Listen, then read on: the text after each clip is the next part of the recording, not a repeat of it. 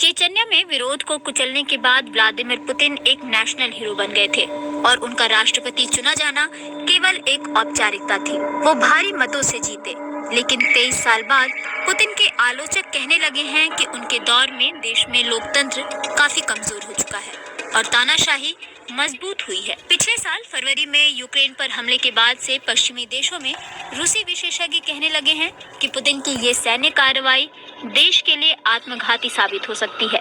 उनके अनुसार यूक्रेन में हार के बाद आकार में दुनिया का सबसे बड़ा देश रूस बिखर सकता है, ठीक उसी तरह से जिस तरह से 1991 में सोवियत यूनियन टूट गया था। रूसी मामलों के विशेषज्ञ और लेखक जानुस बुगास्की ने failed state a guide to Russia's rupture किताब पिछले साल के अंत में प्रकाशित की थी, जिसमें वो कहते हैं कि ये विरोधाभासी है, लेकिन व्लादिमीर पुतिन ने रूस के विघटन को रोकने के लिए सत्ता संभाली थी, लेकिन अब उन्हें देश के पतन के लिए सबसे अधिक याद किया जा सकता है।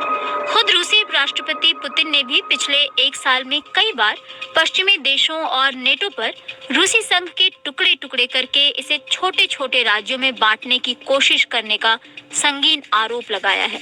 लेकिन दिलचस्प बात यह है कि राष्ट्रपति एक तरफ पश्चिमी देशों पर रूस के टुकड़े करने का इल्जाम लगा रहे हैं, तो दूसरी तरफ वे अपने देश का आकार बढ़ाते ही जा रहे हैं। पिछले साल सितंबर में राष्ट्रपति पुतिन ने एक समारोह में यूक्रेन के 4 प्रांतों डोनेत्स्क, खेरसान, लुहांस्क और जापोरिजिया को रूस में शामिल कर लिया। उन्होंने इस प्रांत में तथाकथित जनमत संग्रह का आयोजन कराया था।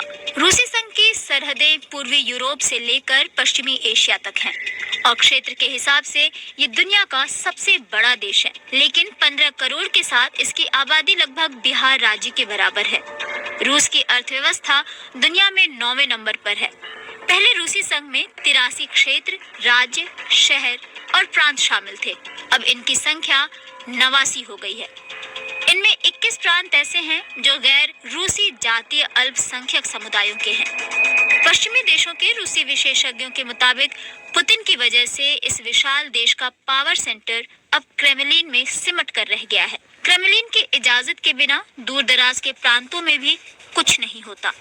लेकिन अमेरिकी लेखक जानुस आगाह करते हैं कि रूसी संघ कमजोर नींव पर स्थापित किया गया है, जो यूक्रेन की जंग के कारण और भी कमजोर हो गया है और ये कभी भी बिखर सकता है। प्रोफेसर माइकल किमेज ने ये तर्क दिया है कि रूसी संघ के बिखरने की संभावना, लेकिन वो साथ ही एक इतिहासकार होने के नाते रूस के बिखरने की आशंका को पूरी तरह से खारिज भी नहीं करते। रूसी मामलों के विशेषज्ञों के मुताबिक रूसी संघ का पतन होना ही है, लेकिन ये धीरे धीरे होगा। लेखक जानुस कहते भी हैं कि जहां तक समय का सवाल है तो ये रातों रात नहीं होगा, ये एक प्रक्रिया होगी जिसमें समय लगेगा। ये भी याद रखना होगा कि यूगोस्लाविया के बिखरने में 10 साल लग गए थे और कुछ लोगों का तो तर्क ये भी था कि अभी तक समाप्त नहीं हुआ है। वो कहते हैं कि हम एक बड़े देश के बारे में बात कर रहे हैं।